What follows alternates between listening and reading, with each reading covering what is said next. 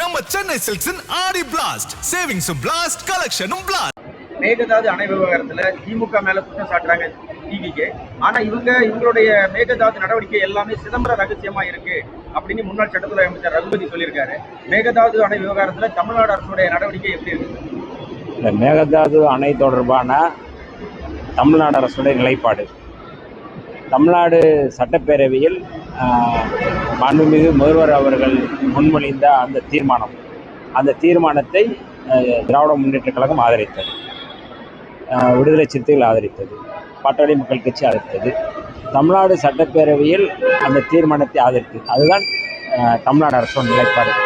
இதில் என்ன புதிதாக இருக்குது என்று தெரியவில்லை.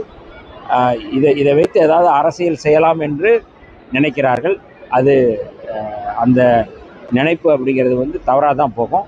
ஏன்னா சட்டப்பேரவையில் ஒருமனதாக நிறைவேற்றப்பட்ட தீர்மானம்தான் தமிழ்நாடு அரசுடைய நிலைப்பாடு. அதுதான் சரியான நிலைப்பாடாக இருக்கிறது என்பதை தான் நாம் தெரிந்து கொள்ளணும். சிதம்பர ரகசியமா இருக்கு அப்படின்ற மாதிரி பேசுறாங்க. ரகுபதி சார் சொல்லியிருக்காரு, சிதம்பர ரகசியமா இருக்கு, செய்தா செய்யறேன்னு சொல்லுங்க, செய்யறா செய்ய மாட்டேன்னு சொல்லுங்க, ரகசியமா வச்சிருக்கீங்க, ஒண்ணுமே சொல்ல மாட்டேங்கிறீங்க, ஆனா அங்க கர்நாடகா வேலை பார்க்குறாங்க அப்படின்னு குற்றச்சாட்டு வைக்கிறாங்க. அதை சட்டப்பேரவையில் இது குறித்த தீர்மானத்தை திமுகவும் ஆதரித்திருக்கிறது, எல்லா கட்சிகளும் தான் ஆதரிச்சிருக்கு. அதாவது முன்னுக்கு பின் முரணாக அல்லது முன்னுக்கு பின்னான செய்திகள் இருந்தால் அதை பற்றி பேசலாம். மேகதாதுவில் அணை கட்டக்கூடாது என்பதுதான் தமிழ்நாடு அரசு நிலைப்பாடு. அந்த நிலைப்பாடு தான் தொடர்கிறது. இதில் என்ன இருக்குது ரகசியம் என்று எனக்கு தெரியவில்லை.